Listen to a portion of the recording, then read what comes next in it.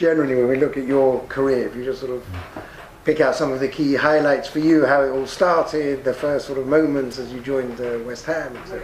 Yeah, career started at West Ham, debut at 17, home to Tottenham, scored after 25 minutes, beat Tottenham 3-0, doesn't really get much better than that. So it was a great start for my career. I think my debut for Everton as well was a great moment for me. Hat-trick as well on my debut against Newcastle, won 4-0.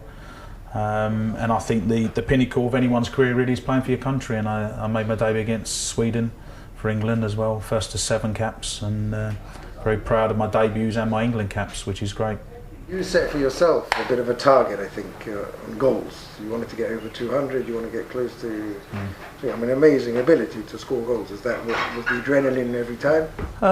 Well, I think my hero as a kid was a forward called Brian Pop Robson, not the one who played for Manchester United, the one who played for West Ham, Newcastle, Sunderland. He was a small player like myself, and he scored 200 league goals. And I thought, well, if Pop Robson could do it, I can do it. And I was fascinated with stats, and I mean, it's become a big part of the game now. Stats, everyone wants to know about who's had shots and goals and etc. And when I was a kid, I was fascinated with stats, and I just thought that was a good stat. If you could score 200 league goals, that means you've done something right. And it's the equivalent of playing, I don't know, 15 seasons and getting your 15, 16, 17 goals a season consistently. So it proves you're a consistent goal scorer rather than someone who has one good season and then doesn't score any more goals. You know, my target was always to score 200 league goals, and pleased to say I achieved that playing for Leicester against Tottenham again. And it's quite funny really, my first league goal, West Ham against Spurs, 100th league goal, Everton against Spurs, 200th league goal, Leicester against Spurs. So you could say Spurs was a lucky team for me, but I was very proud to achieve the 200 league goals. And there's always a lot of talk about players not going back to teams. You did it very successfully. Yeah, it's.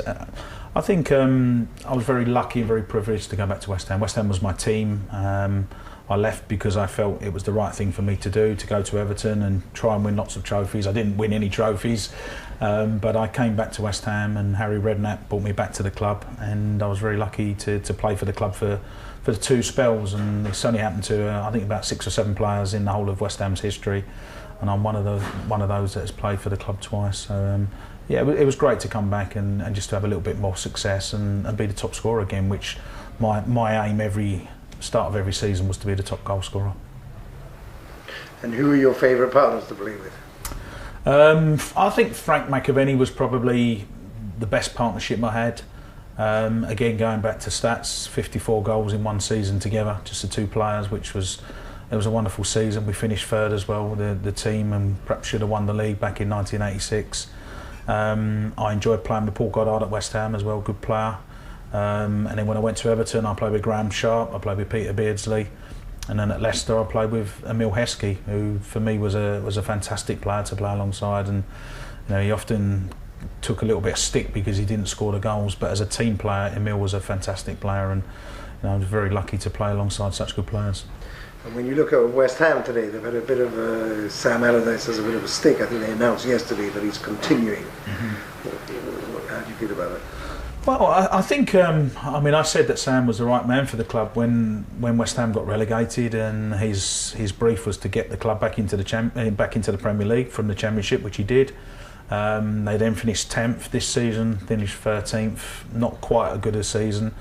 The problem Sam's got is the West Ham fans, people like myself, have been brought up to watch good quality football and might not win every week, in fact probably don't win every week, but the fans expect a certain style of football, and I don't think they've seen that this season, not consistently anyway, and I think that's the problem where Sam's concerned. So next season they've got to play a bit more better football, and he's been set a target to finish in the top 10, which won't be easy to achieve because it's such a competitive league, but I think Sam will be there for the foreseeable future, and especially with the move to the Olympic Stadium on the horizon.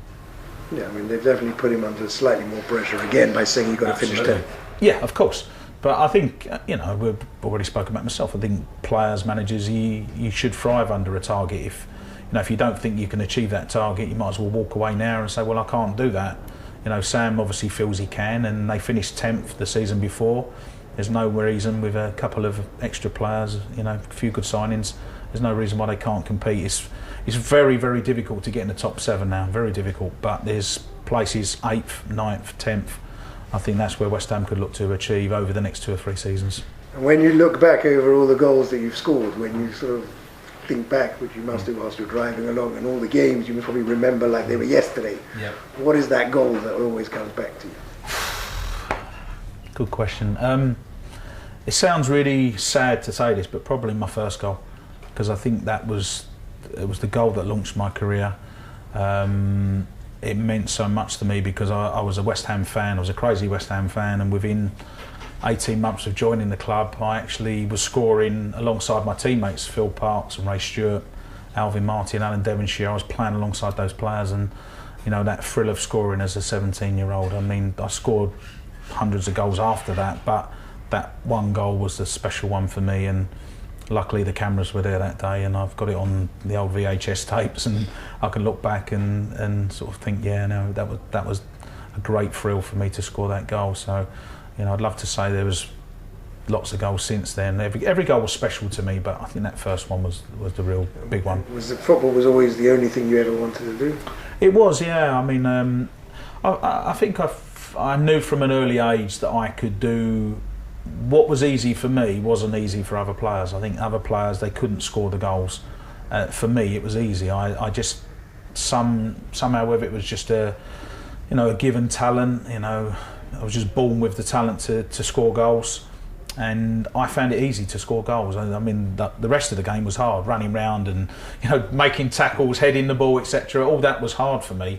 But if you put me in front of the goal, I knew where the goal was, and I found it easy to score goals. And I knew from the age of probably 6 or 7 that I had a different talent to anyone else. But I was lucky. I had a good dad who told me what to do, what not to do, and he helped and encouraged me, pushed me in the right direction, which, you know, not all kids get that, and I was very fortunate.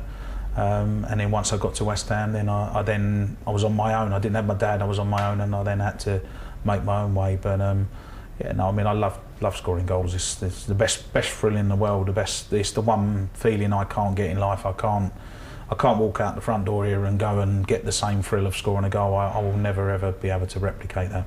That's what I miss about football. And looking ahead to the World Cup, who would you play in your position to score the goals? What, for England? Well, I'd love to see a young Michael Owen or a Robbie Fowler, but they're not about anymore. So England will play with Danny Sturridge up front, and Wayne Rooney will play just behind him, and then they'll have the midfield runners, the Sterlings, Lallanas, Wilshire's. I'm sure I've missed a few out. You know, Jordan Henderson's had a good season. There's lots of good players. Stephen Gerrard will be in the midfield. But we've got some good players, England, and I'm not saying we'll win the World Cup, but I think with a little bit of luck, England could go a long, long way. They really could. There'll be problems, you know, the weather will be problems for English players and European players. Different country, different culture, we understand all that, but on their day, they can give any team a good game. I think they proved that. They went out to Brazil last year, drew 2-2 in a friendly, you know, and that was against what will be one of the favourites. So I think they can do well up front, Sturridge and Rooney, but you know, like I say, it's just a shame we haven't got somebody who you know is a guaranteed goal scorer who would help us to go and win the World Cup.